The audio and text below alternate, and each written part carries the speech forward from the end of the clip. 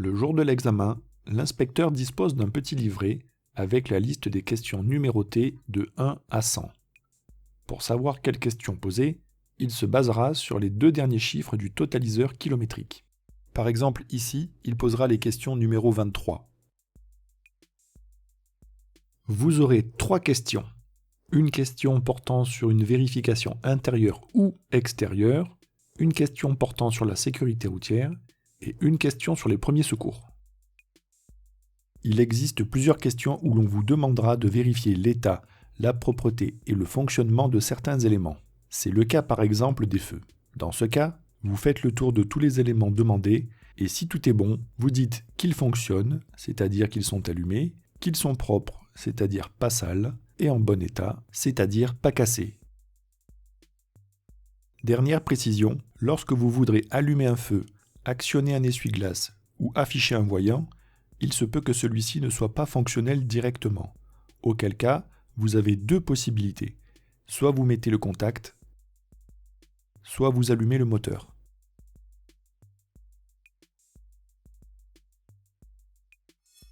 Allumez le ou les feux de brouillard arrière et montrez le voyant correspondant.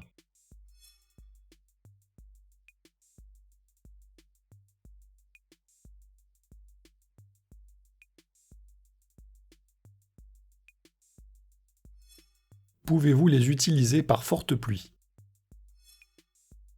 Non, car leur forte puissance risquerait d'éblouir les gens derrière nous. Allumez les feux de route et montrez le voyant correspondant. Avant tout, il faut être en feu de croisement, puis on pousse la manette de gauche vers le fond.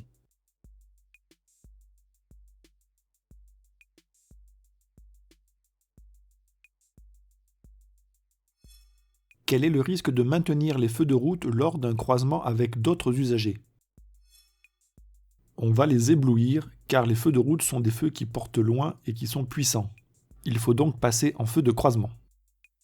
Ceci est valable aussi pour les usagers que l'on suit. De quelle couleur est le voyant qui indique au conducteur que le feu de brouillard arrière est allumé? Il est orange. Quelle est la différence entre un voyant orange et un voyant rouge? Le voyant rouge indique une anomalie de fonctionnement ou un danger. Il convient alors de s'arrêter immédiatement. Quant au voyant orange, il signale un élément important mais non dangereux. Montrez l'indicateur de niveau de carburant.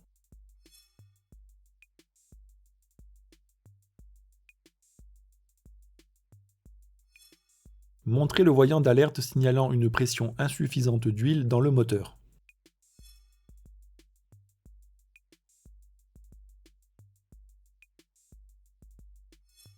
Quelles sont les conditions à respecter pour contrôler le niveau d'huile? Le véhicule doit être sur un terrain plat et le moteur froid pour ne pas fausser la mesure. Montrez le voyant d'alerte signalant un défaut de batterie.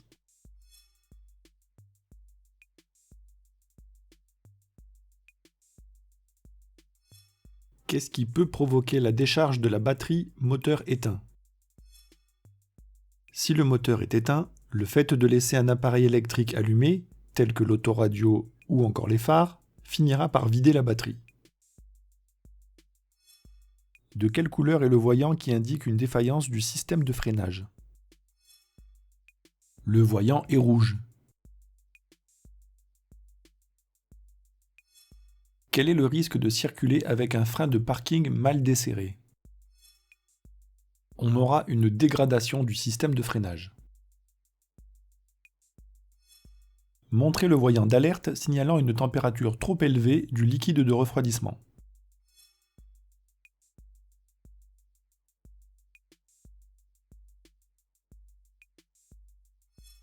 Quelle est la conséquence d'une température trop élevée de ce liquide? On a un risque de surchauffe ou de casse moteur. Montrez le voyant signalant la mauvaise fermeture d'une portière. Pour le faire apparaître, pensez à entrouvrir votre portière.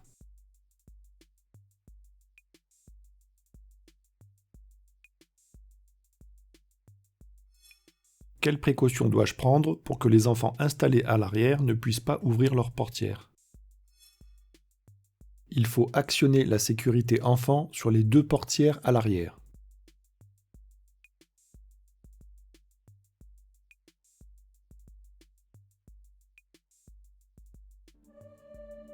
Comment avoir le maximum de chances d'obtenir son permis? Eh bien, c'est très simple. Il suffit de cliquer sur le pouce bleu, de vous abonner, de partager et de laisser un commentaire. Ainsi, la magie de Lolo vous accompagnera. Montrez le voyant signalant l'absence de bouclage de la ceinture de sécurité du conducteur. Pour le faire apparaître, pensez à détacher votre ceinture.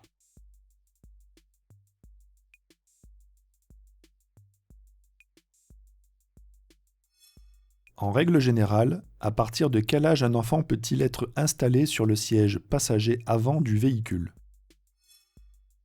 Il peut y être installé à partir de 10 ans.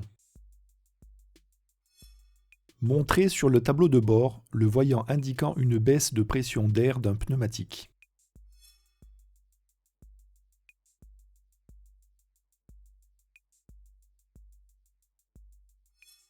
À quelle fréquence est-il préconisé de vérifier la pression d'air des pneumatiques? Il est conseillé de le faire tous les mois ainsi qu'avant un long trajet. Actionnez les feux de détresse.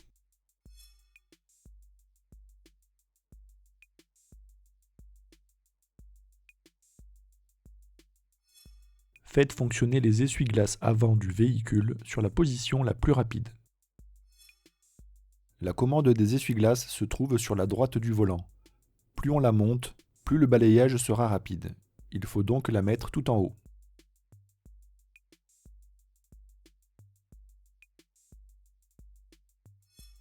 Comment détecter leur usure en circulation? Les balais n'évacueront pas bien l'eau ou laisseront des traces. Faites fonctionner l'essuie-glace arrière du véhicule. Pour ce faire, on tourne le bout de la manette de droite d'un cran en avant.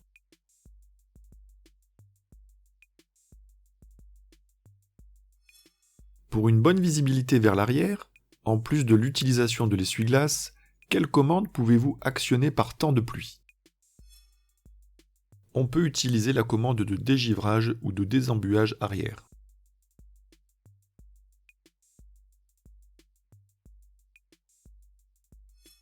Positionnez la commande pour diriger l'air vers le pare-brise.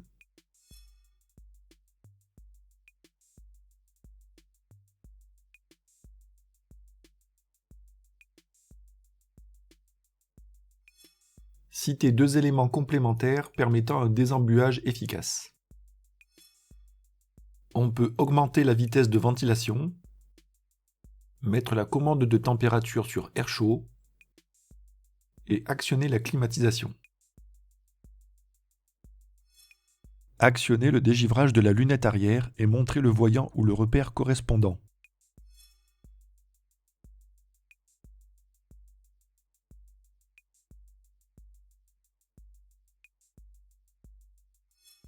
Quelle peut être la conséquence d'une panne de dégivrage de la lunette arrière? La buée ou le givre ne pourront pas être éliminés, gênant ainsi la visibilité. Montrez la commande de recyclage de l'air.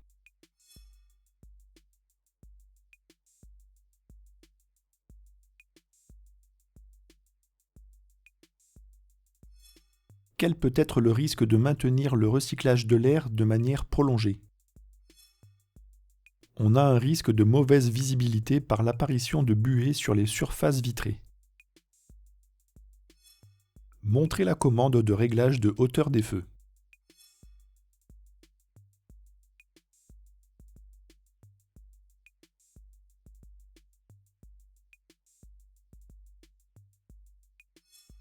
Pourquoi doit-on régler la hauteur des feux? D'une part pour ne pas éblouir les autres usagers s'ils sont réglés trop haut, et d'autre part pour ne pas avoir une mauvaise visibilité vers l'avant s'ils sont réglés trop bas. Mettez le rétroviseur intérieur en position nuit. Sur ce véhicule, le position nuit est en mode automatique. Quel est l'intérêt de la position nuit? L'intérêt est de ne pas être ébloui par le véhicule qui nous suit. Montrer la commande de réglage du volant.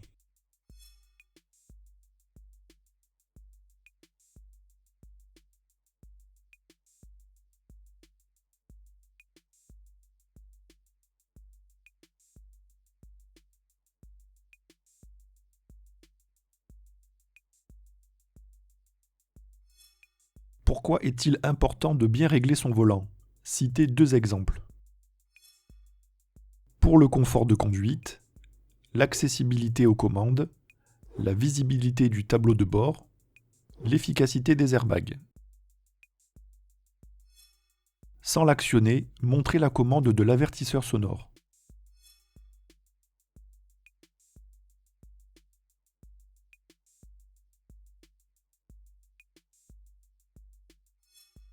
Dans quel cas peut-on utiliser l'avertisseur sonore en agglomération? Pour prévenir d'un danger immédiat. Montrer la commande permettant d'actionner le régulateur de vitesse.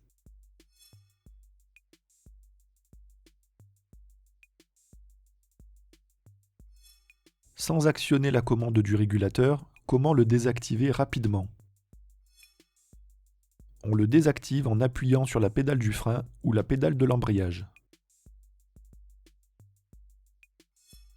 Si le véhicule en est équipé, montrez la commande du limiteur de vitesse.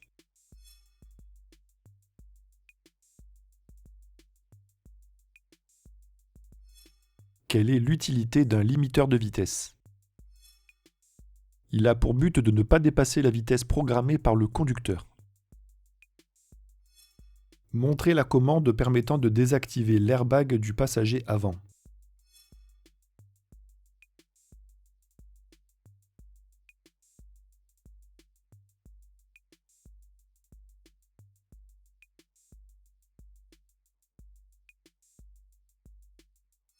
Dans quelle situation doit-on le désactiver?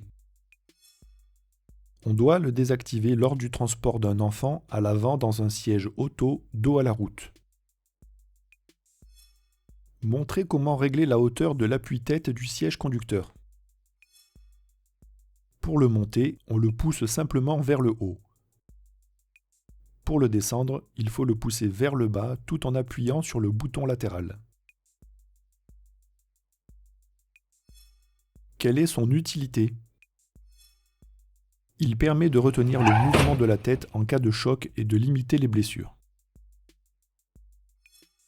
Indiquez où se situent les attaches de type Isofix dans le véhicule.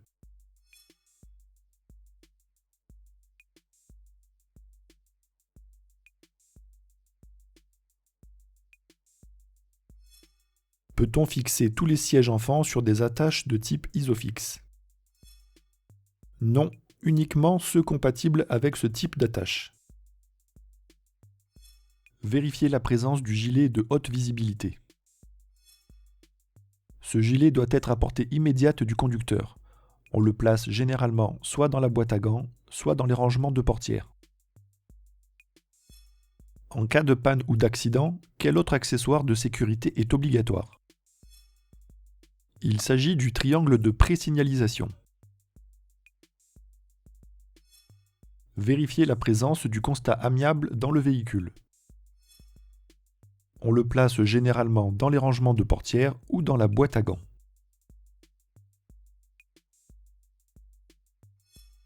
En cas d'accident, dans quel délai doit-il être transmis à l'assureur? Il faut le transmettre dans les 5 jours ouvrés, c'est-à-dire sans compter le samedi ni le dimanche. Vérifiez la présence de l'éthylotest. On le place généralement dans la boîte à gants. À partir de quel taux d'alcoolémie en période de permis probatoire est-on en infraction? On est en infraction à partir de 0,2 g par litre dans le sang, c'est-à-dire 0 verre, car dès le premier verre, ce seuil peut être dépassé. Vérifiez la présence du triangle de présignalisation. En général, on le place dans le coffre.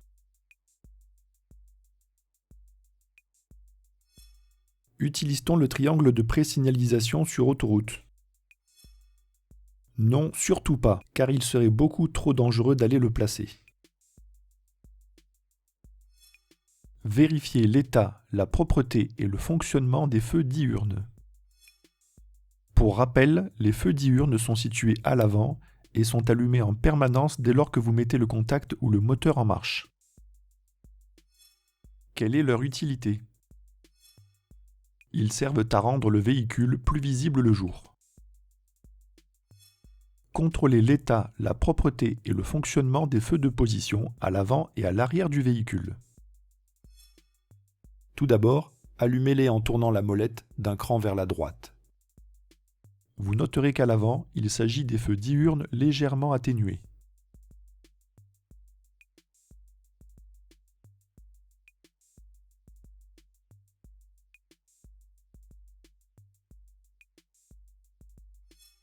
Par temps clair, à quelle distance doivent-ils être visibles? Ils doivent être visibles à 150 mètres. Contrôlez l'état, la propreté et le fonctionnement des feux de croisement. Tout d'abord, allumez-les en tournant la molette de 2 crans vers la droite.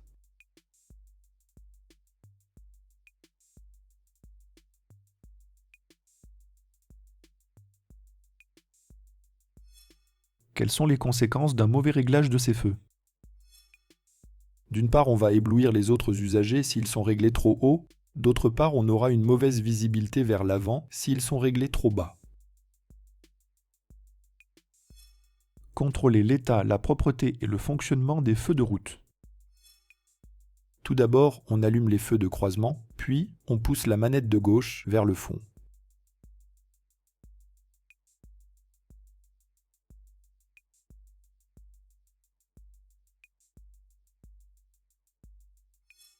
Citez un cas d'utilisation de l'appel lumineux.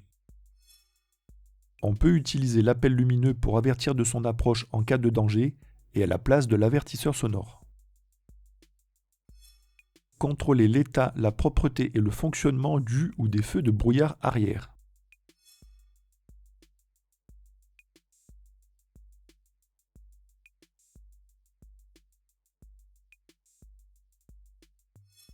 Dans quel cas les utilise-t-on? On les utilise par temps de neige et de brouillard. Contrôlez l'état, la propreté et le fonctionnement de tous les clignotants côté trottoir. Actionnez le clignotant de droite ou de gauche en fonction du côté concerné.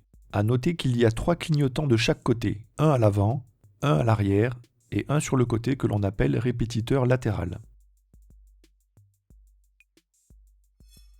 Quelle est la signification d'un clignotement plus rapide?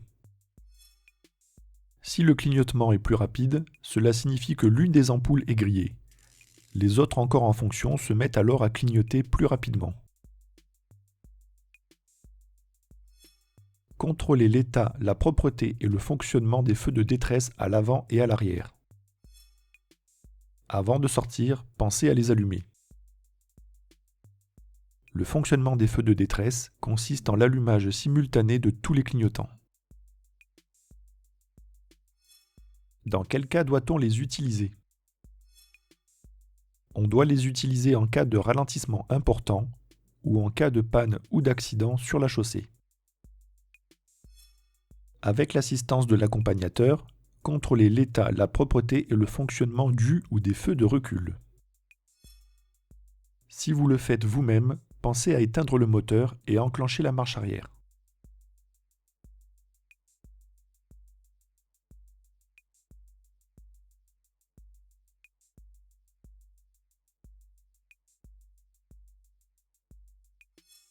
Quelles sont leurs deux utilités?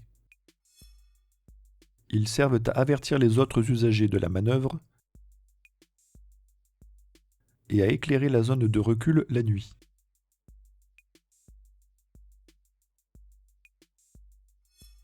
Avec l'assistance de l'accompagnateur, contrôlez l'état, la propreté et le fonctionnement des feux de stop. Pour cette question, vous devrez demander à votre moniteur d'aller appuyer sur la pédale du frein pendant que vous allez à l'arrière avec l'inspecteur pour vérifier les feux de stop. Quelle est la conséquence en cas de panne des feux de stop? La conséquence est un manque d'information pour les usagers suiveurs et un risque de collision. Vérifiez l'état et la propreté des plaques d'immatriculation. N'oubliez pas qu'il y a 2 plaques d'immatriculation, une à l'avant et une à l'arrière. Quelles sont les précautions à prendre en cas d'installation d'un porte-vélo? On doit veiller à ce que la plaque d'immatriculation et les feux restent bien visibles. Vérifiez le fonctionnement de l'éclairage de la plaque d'immatriculation à l'arrière. Mettez en marche n'importe quel feu pour que la lumière puisse s'allumer.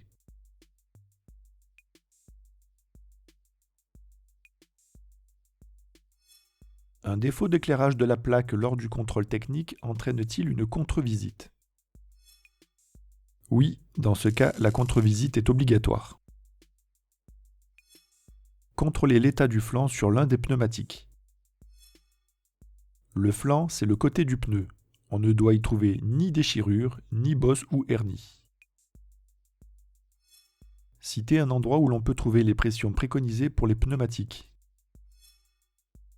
Elles sont indiquées soit dans la notice d'utilisation du véhicule, soit sur une plaque sur une portière, soit au niveau de la trappe à carburant. Pour notre véhicule, elle est située dans l'encadrement de la portière. Sur le flanc d'un pneumatique, désignez le repère du témoin d'usure de la bande de roulement.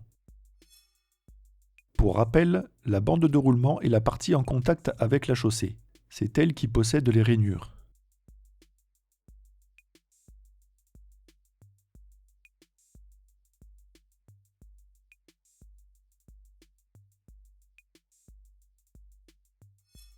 Qu'est-ce que l'aquaplanage et quelle peut être sa conséquence?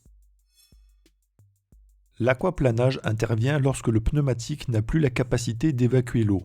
Il se forme alors une pellicule d'eau entre lui et la chaussée, ce qui peut avoir pour conséquence d'entraîner une perte de contrôle du véhicule. À l'aide de la plaque indicative, donnez la pression préconisée pour les pneumatiques arrière, véhicules chargés.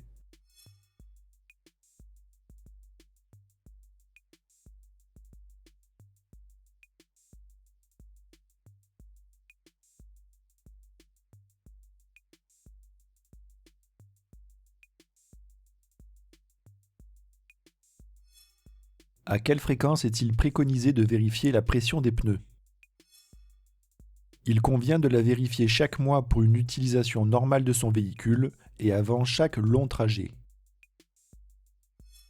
Vérifiez l'état et la propreté des dispositifs réfléchissants. Rappelons que les dispositifs réfléchissants ne sont pas des feux.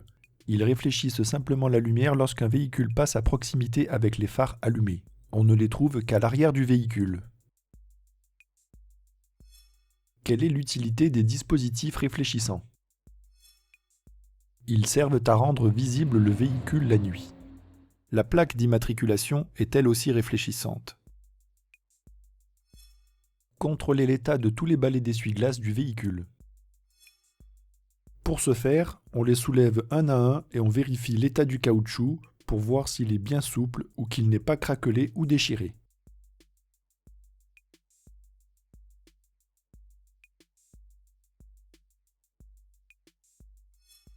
Quel est le risque de circuler avec des balais d'essuie-glace défectueux? On aura une mauvaise visibilité en cas d'intempérie. Montrez où se situent les gicleurs de lave-glace avant.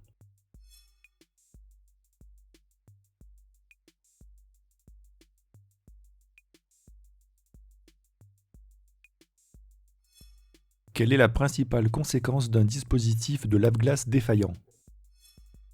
On aura une mauvaise visibilité due à l'impossibilité de nettoyer le pare-brise. Ouvrez la trappe à carburant et ou vérifiez la bonne fermeture du bouchon.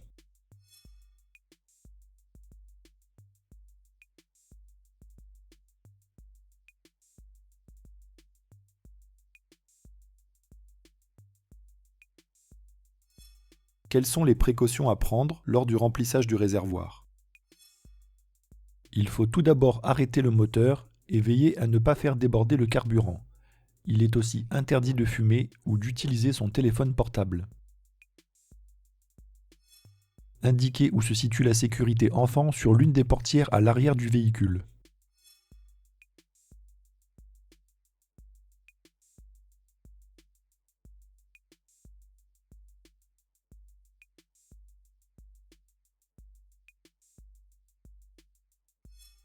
Si la sécurité enfant est enclenchée, est-il possible d'ouvrir la portière arrière depuis l'extérieur? Oui, c'est possible. Procédez à l'ouverture du capot, puis à sa fermeture en vous assurant de son verrouillage.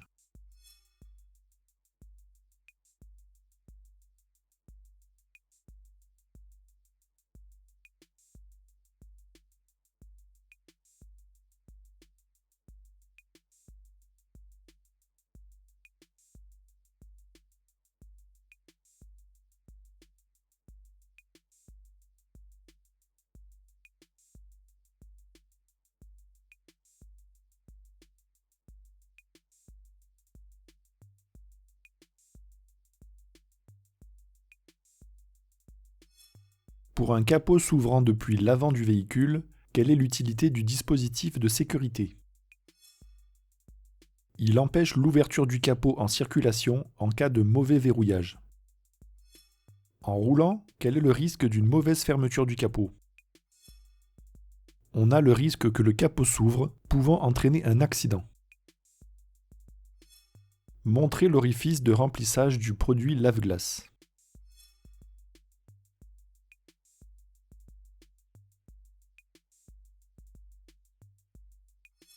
Pourquoi est-il préférable d'utiliser un liquide spécial en hiver? C'est pour éviter le gel du liquide, ce qui pourrait occasionner l'éclatement des canalisations.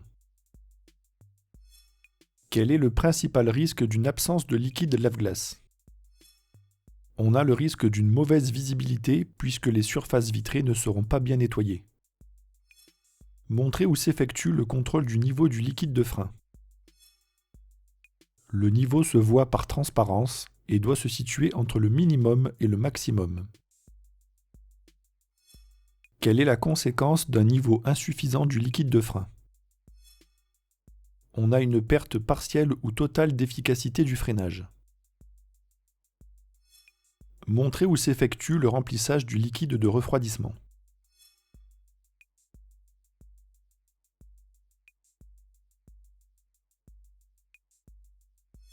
Quel est le danger si l'on complète le niveau du liquide lorsque le moteur est chaud? On a un risque de projection et de brûlure car avec la montée en température, le liquide est sous pression. Montrez où s'effectue le remplissage de l'huile moteur.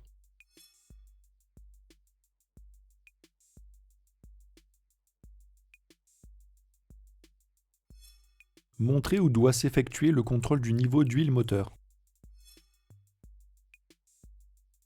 La vérification du niveau se fait au moyen de la jauge. Il doit se situer entre le minimum et le maximum. Quel est le risque d'un manque d'huile moteur? On a un risque de détérioration ou de casse du moteur. Montrez l'emplacement de la batterie du véhicule.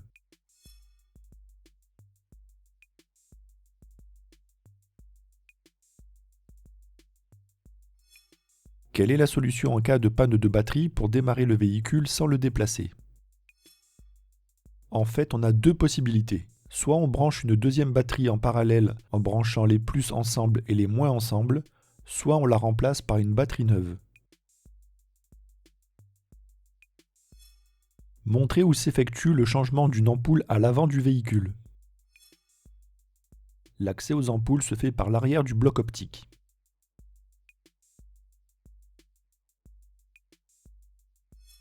Quelles sont les conséquences en cas de panne d'un feu de croisement?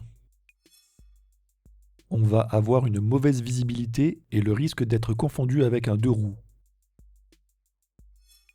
Ouvrez et refermez le coffre, puis vérifiez sa bonne fermeture.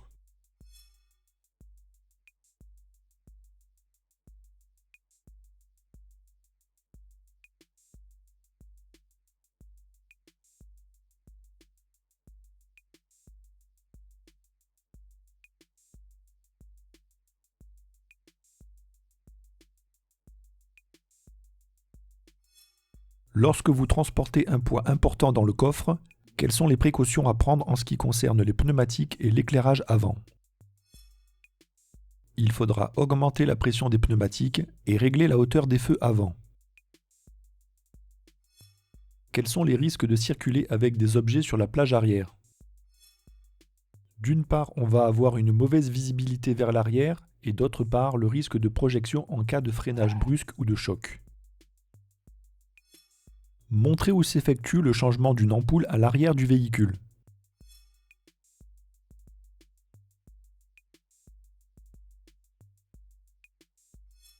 Quelles sont les conséquences en cas de panne d'un feu de position arrière? On a le risque d'être mal vu et un risque de collision.